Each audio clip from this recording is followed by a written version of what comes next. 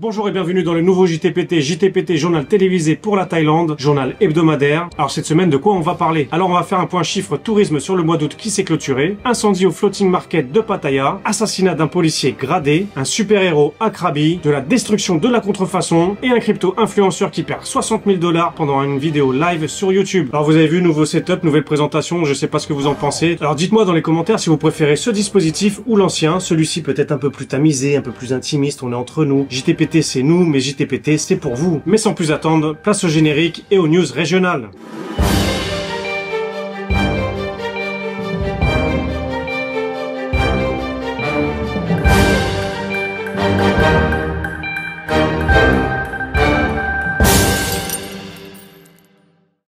Donc point chiffre tourisme pour clôturer le mois de juillet à Phuket avec le classement des arrivées touristiques. Alors comme d'habitude la Chine premier avec 64 000, deuxième la Russie avec presque 40 000, ensuite Australie 20 000, Inde 18 000 et Malaisie 16 000. Donc un total de 309 000 vols enregistrés et 412 000 réservations en ligne pour les mois à venir. Alors toujours pas d'Européens dans le top 5 et toujours le même duo en tête de classement comme le mois précédent. Et que ce soit la Chine ou la Russie, leur population devrait continuer d'augmenter dans le pays dans les mois à venir. Ce qui inquiète certains habitants de l'île car les Russes font beaucoup de visa long terme et s'emparent de pas mal de business. Sociétés de location de 2 roues, de voitures, agences d'excursion, achat de biens immobiliers, ce qui fait augmenter le prix du marché. Alors ça fait la joie des propriétaires, mais ça rend la tâche beaucoup plus difficile aux locataires qui cherchent un appartement à bon prix. Les autorités thaïlandaises s'inquiètent aussi de l'arrivée massive de la Chine, qui pour eux risquerait de développer des réseaux mafieux. Alors oui, ok, ils s'inquiètent, mais de l'autre côté, ils vont autoriser les visas gratuits pour les ressortissants chinois. Alors on peut pas faire venir tout le monde et d'avoir que les avantages sans les inconvénients. Et puis les Chinois, on le sait, ils sont forts en business, ils pourraient peut-être aider la Thaïlande à se développer économiquement. Regardez par exemple ce nouveau concept culinaire qui fait fureur, une petite grillade de glaçons au barbecue.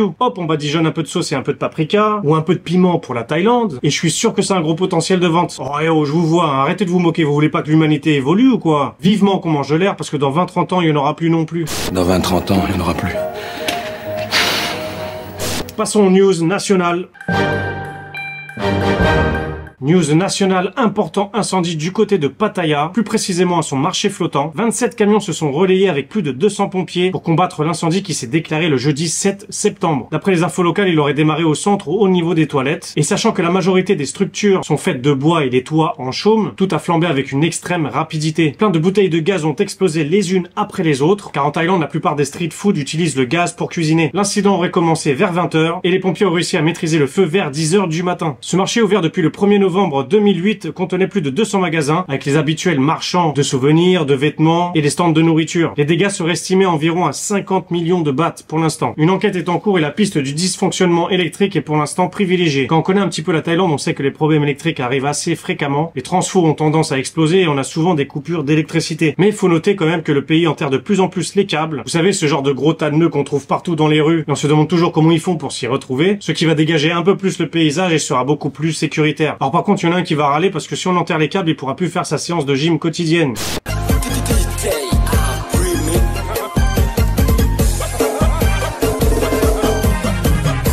Profitons-en pour apprendre des mots utiles en thaïlandais que vous pouvez utiliser pendant vos vacances. Alors aujourd'hui, on va apprendre à dire acheter, vendre, cher et pas cher. Donc acheter, ça se dit ce. Par exemple, j'achète pomme, ça veut dire je.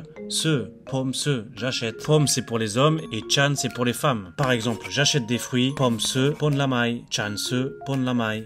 Vendre, ça se dit kai. Pour le même exemple, pomme kai pon lamai, chan kai pon lamai. Et si vous êtes en pleine négociation, ce qui arrive très souvent, et que vous trouvez que c'est trop cher, vous dites kong peng.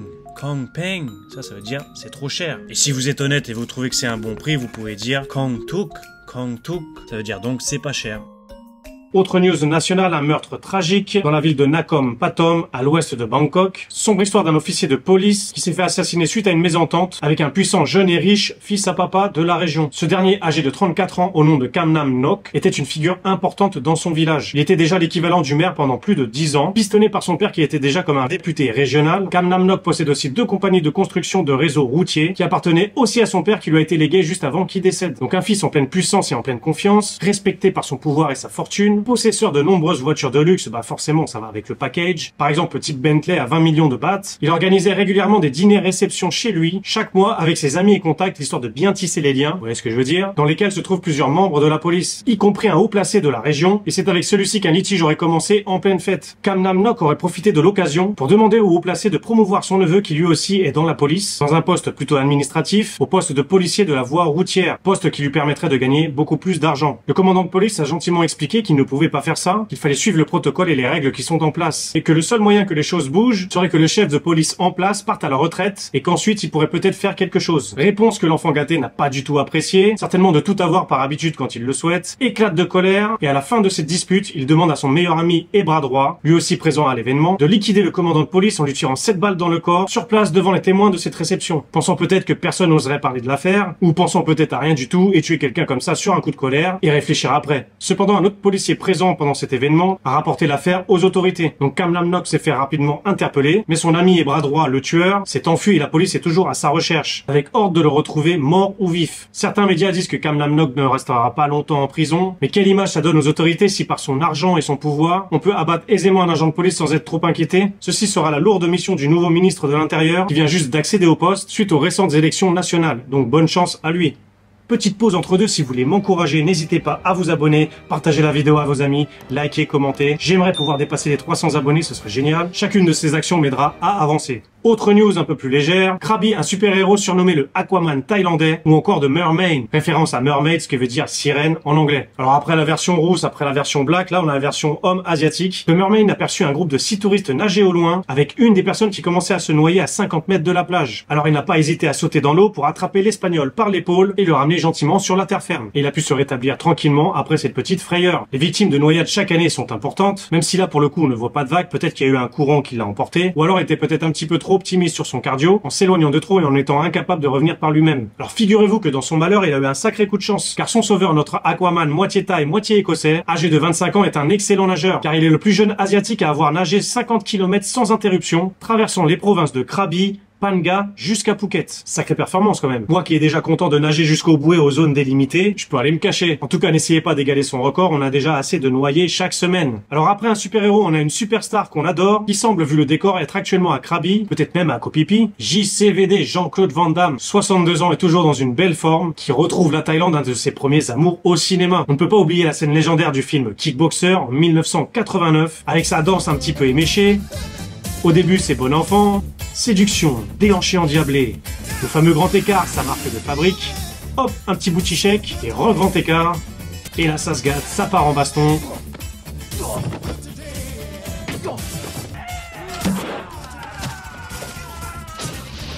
Tellement légendaire et culte. Je vous mets le lien dans la description si vous voulez revisionner cette scène entièrement. C'est du caviar. Oui? Allô? Ouais, allô. Doucement, hein, avec JCVD. Il est pas de chez vous, je te rappelle, hein. Il est bien de chez nous, hein. Oui, bah j'ai jamais dit le contraire. C'est quoi le souci? Non, parce que dès qu'une célébrité parle français, vous avez tendance à vous l'approprier. Bon, on n'a rien à envier, on a plein de grands acteurs comme... Non, je parle d'acteurs hollywoodiens et de spécialistes des arts martiaux. Si, bah on a... Nicolas, d'Hélène et les garçons.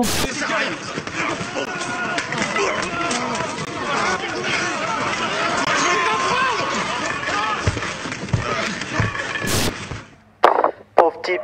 Tu me fais de la peine, va. Oh, ça va, on a le droit de rien ici, c'est terrible ça. Oh, faut partager un petit peu, JCVD, tout le monde adore. Autre news, opération destruction, contrefaçon. Des milliers de produits, copies illégales de grandes marques ont été détruites par les autorités thaïlandaises sur invitation du ministère thaïlandais du commerce et en coopération avec les services de la Royal Thai Police dont le DSI, Department of Special Investigation, avec la présence de représentants de l'ambassade de France qui ont pu donc assister à cette destruction. Alors pourquoi la France? J'imagine que comme il y a plein de copies de marques françaises de luxe, je pense que ça pouvait les intéresser. Alors bon, c'est bien, mais c'est comme enlever une goutte d'eau dans l'océan de fake qu'on peut trouver dans le pays. La contrefaçon est omniprésente partout, surtout dans les villes touristiques, y compris la capitale Bangkok, où figure un énorme centre commercial au nom de MBK, avec plusieurs étages remplis de stands, avec toutes sortes de produits contrefaits venant de Chine. Alors il y a plus ou moins de bonne qualité en fonction du prix, qu'il faudra obligatoirement négocier. Sinon, si vous arrivez comme un bon touriste, parfois ils vont tenter de vous vendre le prix du faux au prix du vrai. Ce serait quand même dommage pour vous, mais tant mieux pour le vendeur, vous allez lui refaire sa journée. Donc regardez bien, analysez bien les finitions, et lisez bien le nom, n'allez pas trop vite. Si vous voulez pas vous retrouver avec un pull Adidas, une paire de Mike, des jolis tongs Fela, du Dolce Banana ou encore des Crocs. Alors c'est un peu moins classe quand même si avec des Crocs on n'a jamais la classe.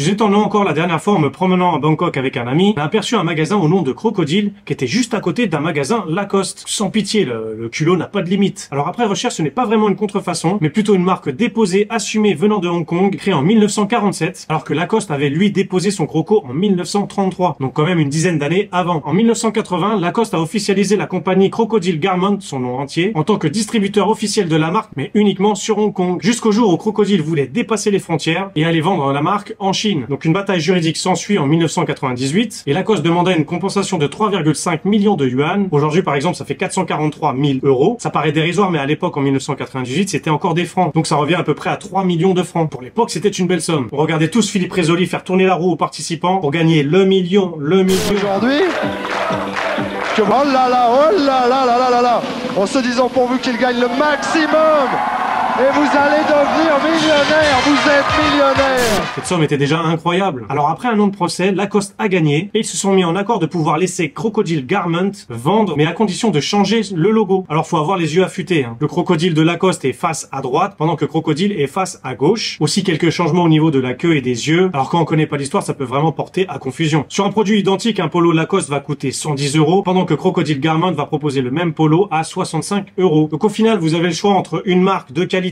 avec une vraie histoire, celle de René Lacoste, qu'on surnommait le crocodile sur le court de tennis, et qui a donc logiquement développé sa marque, ou un mec qui s'est réveillé 10 ans plus tard en Chine pour vendre la marque et ensuite la copier. C'est tout pour le national, passons à l'international.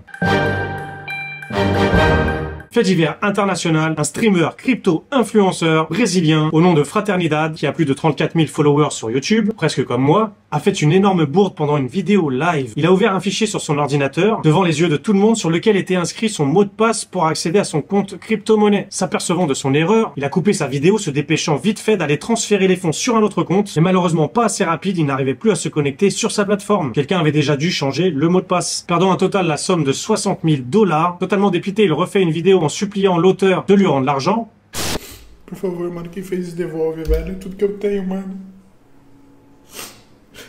Ah ouais, il fait pitié quand même, il est au bout de sa vie là. Effet incroyable, ça marche. La personne lui retourne l'argent, mais pas la totalité. Uniquement 50 000 $ sur les 60. Après, on peut comprendre le voleur, à la base, c'est quelqu'un qui le suit. Il appréciait certainement cet influenceur, donc il a dû avoir un peu de pitié, un peu de remords, mais tout en se gardant quand même une petite compensation de 10 000 $. Ça fera donc une leçon de vie de streamer à notre ami Fraternidad. Alors il porte bien son nom, il a fait un beau geste fraternel pour le coup. Oh non, zut, j'ai laissé traîner mon wallet de bitcoin. Ce serait vraiment malheureux que quelqu'un déciderait de poser 60 000 $ par erreur. Ah ouais, non, j'aurais vraiment tellement de remords que sur les 60, je lui rendrais 10 000 $ sur son compte. Ouais, non, ça marche pas dans ce sens-là. Le point sur le tour, on est à 38,33, c'est pareil, ça stabilise. Le point météo sur Phuket, on a eu un petit peu de mauvais temps en début de semaine et après ça s'est stabilisé, éclairci. Quoi qu'il arrive pendant cette saison-là, de avril jusqu'à début septembre, quand il y a eu du mauvais temps, c'était pas plus de 2-3 jours d'affilée. Ensuite, ça redevenait agréable. C'est tout pour ce JT, on se retrouve la semaine prochaine. Comme je vous l'ai dit en début de vidéo, n'hésitez pas à me dire si vous préférez ce dispositif ou plutôt l'ancien dans les commentaires. Je vous remercie d'avance. Bienvenue aux nouveaux abonnés, n'hésitez pas à rajouter mes réseaux sociaux. Prenez soin de vous et une bonne semaine à tous. Ciao!